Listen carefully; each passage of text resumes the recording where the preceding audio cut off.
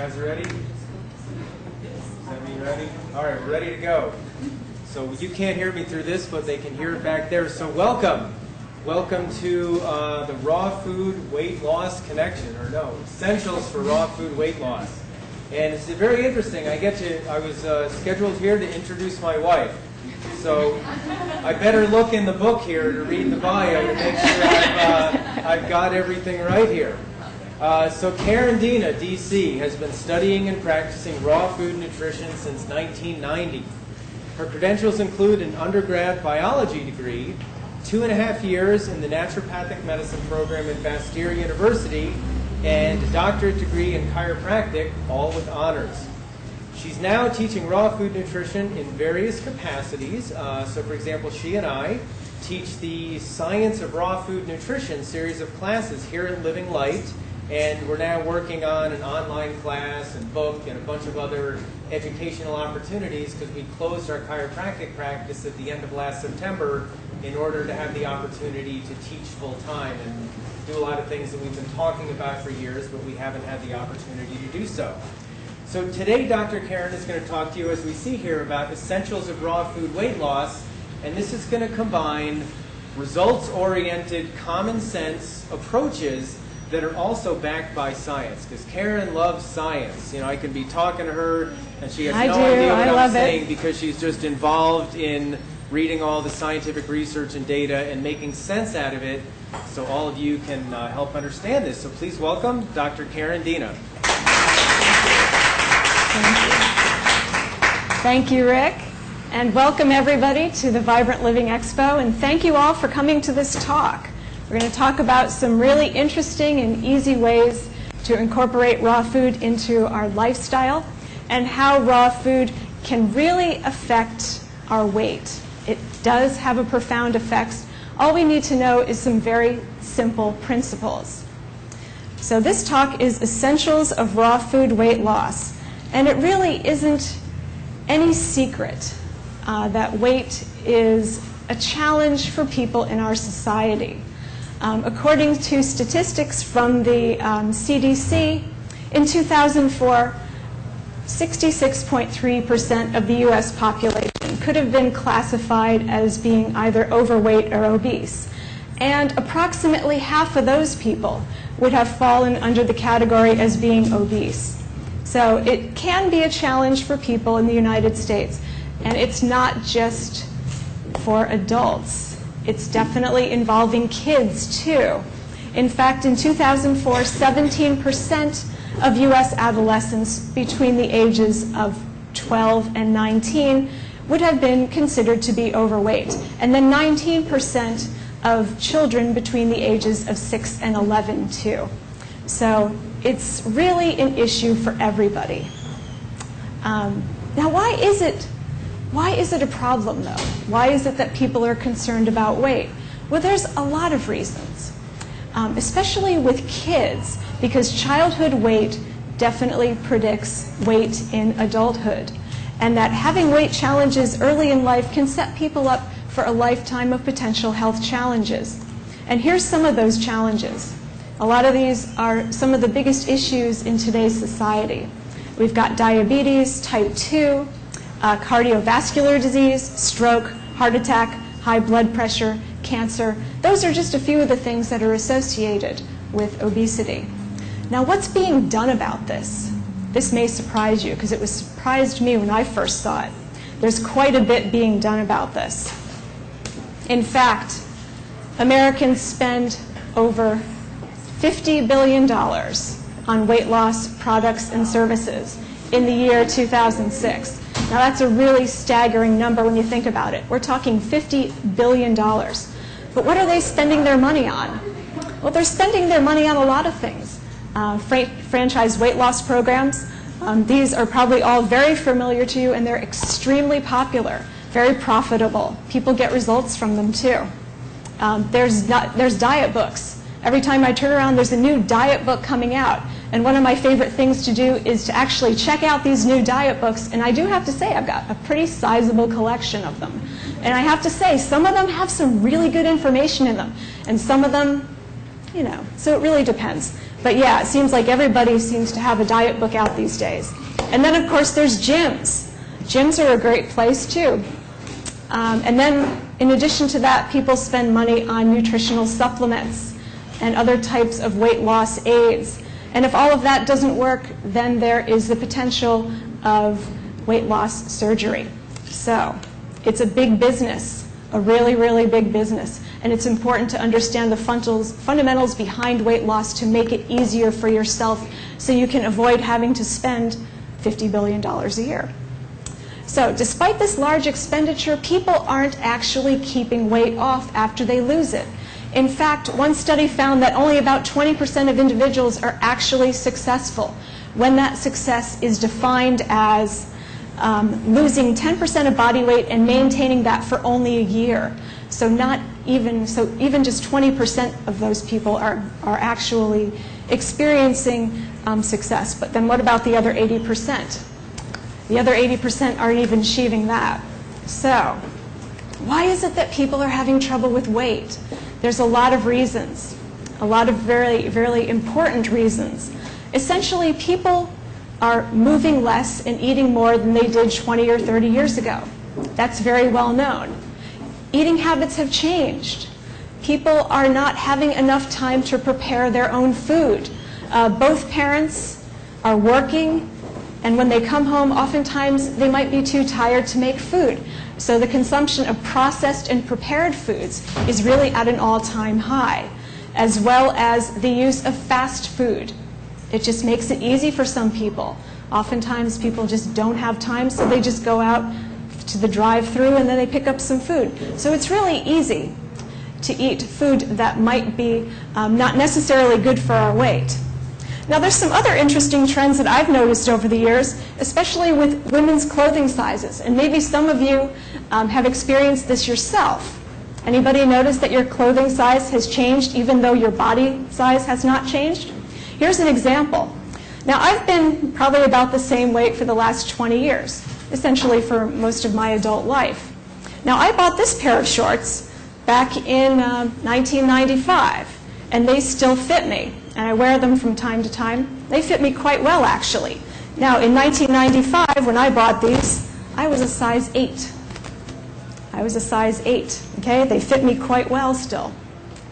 Now, about 5 years ago, I purchased another pair of shorts here. Now, this pair of shorts fits me just as well, the same way as these shorts over here do. But these are a size 4. Okay? So 5 years ago, I was a size 4. Good pair of shorts, huh? All right. Last year, I bought another pair of shorts here. Now, this pair of shorts fits just as well as the other ones do. Now, it's a little bit different because it has a drop waist. You know, the high waists were more in fashion back in the 90s, but now you've got the drop waist fashion where you can see your navel and all that. So these are a nice pair of shorts. They fit very well, just as well as the other ones. And they are a size 2. I am a size 2 now. And I didn't even have to do anything. So what does that tell you about clothing sizes, huh? I don't know. I think it's very interesting. I think it's very interesting how clothing sizes have changed like that. And I think it's an attempt to help people to feel better about their clothes so that they buy more clothes. And I do have to say, when I saw that size 2, I thought, all right, I'm buying this pair of shorts. So it did work. Anyway, so let's see, back to weight loss. Why can weight loss be challenging? This is not news. One of the biggest issues that people talk to me about is they feel hungry when they're trying to lose weight. Who wants to feel hungry? I know I don't. I have to say, I like to eat a lot of food, and I like to feel full. And as far as I'm concerned, there's no reason to ever feel hungry, ever. You know, if you're trying to lose weight or if you're just trying to maintain your weight, there's no reason to feel hungry. Other people say their food just isn't satisfying when they go on these diets. It just doesn't taste good. How do you make your food taste better? Another thing that can be challenging is people don't have a lot of time. I mentioned earlier that both parents are working, or if you live in a single-parent household, you know, one parent's taking care of everything. There's just not enough time to make healthy types of food. Oftentimes there's lack of family or community support for what you're trying to do. And support from the people around you is essential when you're trying to achieve a health goal. And not everybody has that luxury. Some other things too, lack of knowledge on how to make weight loss work for you. That's a really big one. Sometimes people say to me, geez, you know, I want to do this, but I don't know how. So in this talk, we're going to talk about some very simple things that you can take home and apply to your life today to make a difference. Another issue, exercise. People just aren't exercising as much as they used to. Now, these are all extremely valid reasons, no doubt, and they can totally be a deal breaker for a lot of people. So people need a strategy. You need a strategy, you need a simple one. So how does raw food deal with this? The main way that it does is through this concept of calorie density. Now, that's a new term. What does calorie density mean? Calorie density, by definition, is the amount of calories found in a given weight or volume of food. So whatever you eat has a certain number of calories in it. So calorie density is the amount of calories that you find in that food. And generally, it's measured in calories per pound or calories per gram.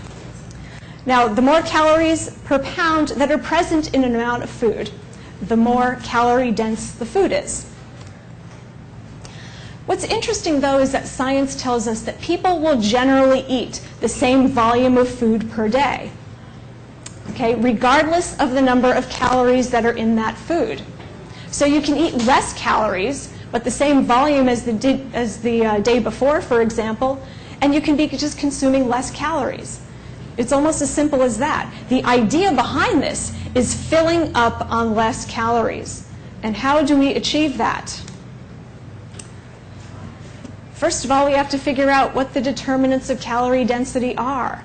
Number 1, water content. Number 2, fiber content. Number 3, fat content. And of all of these, water content is the biggest factor. In other words, the higher the water content in your food, the less calorie dense the food. That's the idea here. So it's really in our best interest to consume water-rich foods. They tend to be less calorie dense than foods that contain less water. Now, what causes water to be lost from food? It's simple, cooking. Cooking's the number one thing. And then in the raw food community, dehydration. And then other processing methods as well, but those two are the main ones. So here's an example, just to make it a little bit more tangible. Think of the difference between a raisin and a grape. Obviously, a raisin is a dehydrated grape. Okay? One single raisin and one single grape contain roughly the same number of calories. But when you take away the water from that grape, you have a raisin, it becomes more calorie dense. Look at the difference between 1 pound of grapes versus 1 pound of raisins. In the grapes here, this might be hard to see, but I'll just read it to you. You have 313 calories in that 1 pound of grapes, whereas in that 1 pound of raisin, you have 1357 calories. So more than 4 times the number of calories in the same pound. Okay? So I think you can understand a little bit more about calorie density just from that information. Now, if somebody was to actually fill their stomach with raisins, they would be consuming quite a bit more calories than if they were filling their stomach on grapes. Now, we don't know that somebody's necessarily going to do that, but nonetheless, that's a very interesting example. The bottom line is that when people eat calorie-dense foods, they may be consuming more calories than they may realize. And that can be especially challenging for people who are using portion control for dieting. And here's an example of that. Maybe some of you might be familiar with some of these things. Over here on your left-hand side, we have a very large salad. Over here on your right-hand side, we have a weight loss burger. In other words, it's a burger from a franchise weight loss program. Now, they're both roughly the same number of calories, 278 calories for the salad plus the nut pate dressing that it has versus 280 calories in the weight loss burger. Now, just for visual effect, the size of that salad is this. It's a very large salad, okay?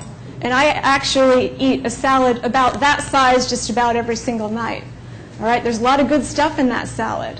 And that's a lot of volume. And I have to say, after eating salad of that size, I feel very full for many hours afterwards. Now look at the volume. If you look at that salad from the side, it fills up this entire bowl.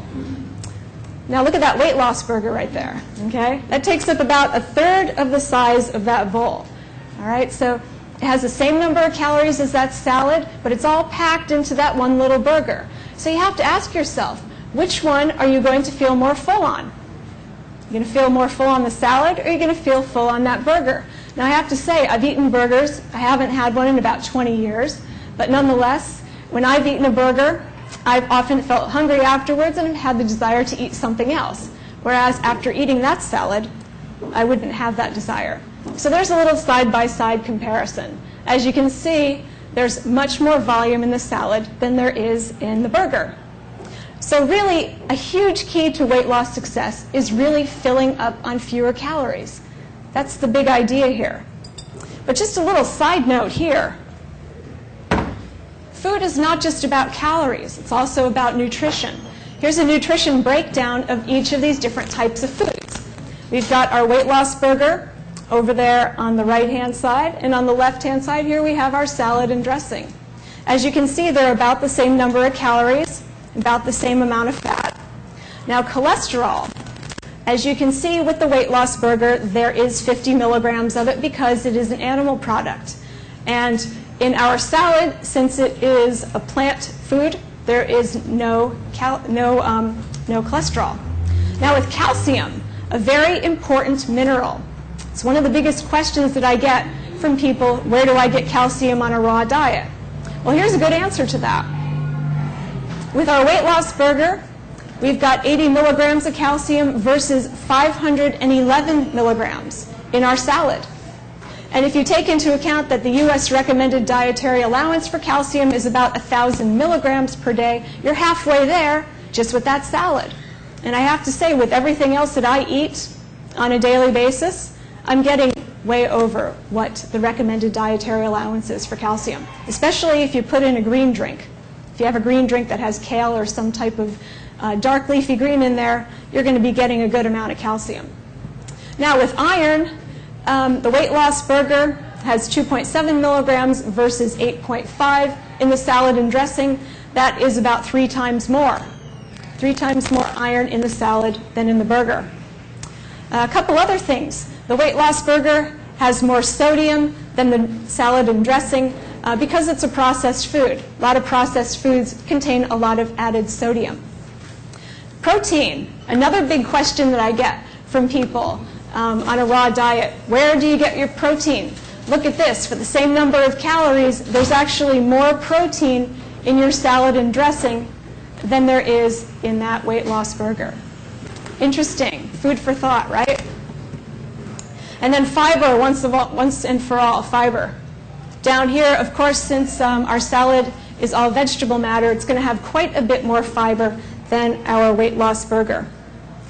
So the next big question is, all right, we've learned all this interesting information. How do we know what the calorie density of different types of foods are? And what do we need to focus on? And how does raw and living foods fit into that? Now we know that raw fruits and vegetables are very high in water, they're high in fiber, and they're low in fat. Sprouts, grasses, and sea vegetables that have been hydrated also fit into that category as well. So those are all going to be low-calorie density foods. They're also high in nutrient density. Now, foods on the other side of the coin would be ones that are more calorie dense. And these are foods that can be consumed in smaller amounts. Like, for example, I showed you that salad that had a nut pate dressing on it. There was a large amount of salad with a little bit of dressing on it. So really the focus of the meal was a very water-rich vegetable salad with a little bit of more calorie-dense nut and seed dressing on that. So our calorie-dense foods would be things like nuts and seeds, avocados, and coconuts. Those would be some examples of that from a raw diet. So now I'm going to do a little quiz for you. Which one is more calorie dense? We have an avocado versus a head of lettuce. Avocado. All right, great. Which one's more calorie dense here? We've got almonds And we've got cucumbers. All right. And then we've got some heirloom tomatoes and carrots. Carrots. And then here we've got carrots and some seeds. All right, you folks got it. Excellent. And here we go again. Which one's more calorie dense? Good job. All righty. So back to calorie dense foods, and these are things to be consumed in smaller amounts. Foods that are cooked, foods that are processed. Now we know that with cooking of food, the water is decreased in that, and then oftentimes you have the addition of fat and sugar. And the same is true for processed foods. Now let's take a look at actual calorie densities of different foods. And the ones that I was talking about earlier that are the least calorie dense would be our fresh fruits and our vegetables. And those are up here on the top. And then next we have cooked grains and cooked beans. Meat products can vary. Some can be around 500 and some can go up to 3,000. Nuts and seeds in general are very calorie dense at about 2,500 up to 2,750. Dairy products can definitely vary. Milk is right here at about 225 versus ice cream and cheese, which is going to be up here at 3275, which is very calorie dense. Now, one of the most calorie dense things that you'll ever find is straight up oil. And that's any type of oil. Olive oil, flax oil, coconut oil, any type of oil is going to be around 4,000 calories per pound. So you don't want to make that the centerpiece of your diet. It's okay to have a tiny little bit. Ideally, I would argue that it's better to not have straight oil. If you're going to have a little bit of fat in your diet, some nuts and seeds would suffice. Oil, in my opinion, is not that necessary. Now, we just looked at a bunch of numbers, but what do they really mean? The research of Barbara Rolls. She is a researcher who's done some wonderful work in the calorie density field. She wrote a great book called Volumetrics, which this whole principle of calorie density is based upon. And what she has found is that if people are consuming about 477 calories per pound every day, then they're eating just about the right amount of food. And if they're carrying a little bit of extra weight, there's going to be a tendency for that weight to be released or to fall away.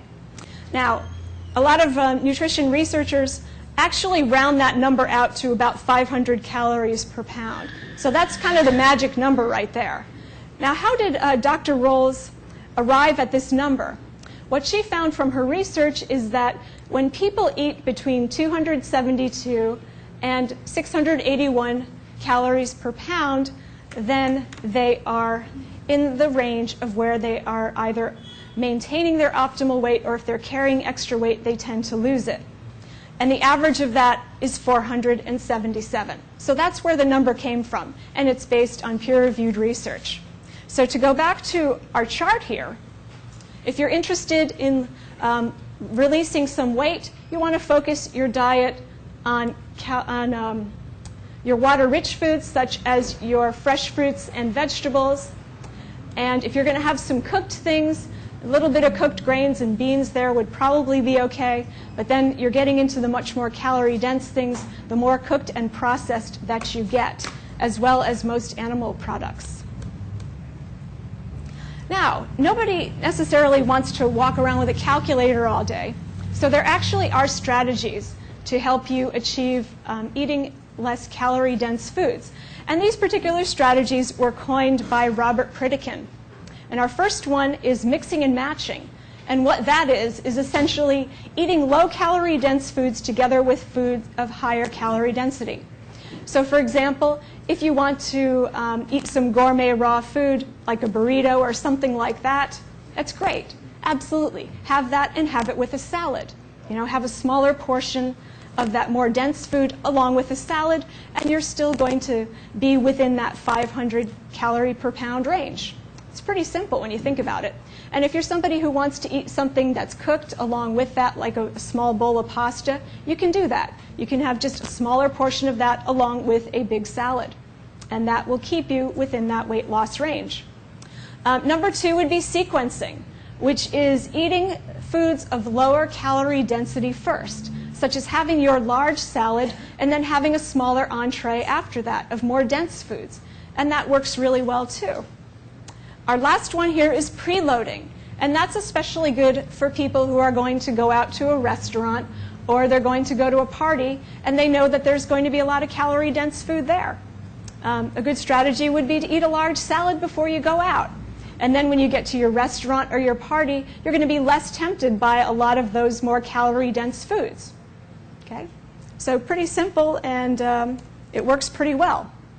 So according to this principle of calorie density, some things can be in the past for us, such as feeling hungry, having to deal with portion control. That's a good thing to have in the past, as well as counting calories or points. It's just a much more intuitive, easy way to deal with things.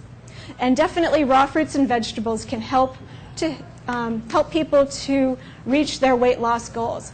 And of course, this is to be contrasted with cooked and processed foods that are high in calorie density. So if there's any questions at this point, I would be happy to take them. Okay. If there's no questions, then you all are free to go. If there's anything you want to ask me personally, you can come on up. Great. Enjoy the expo.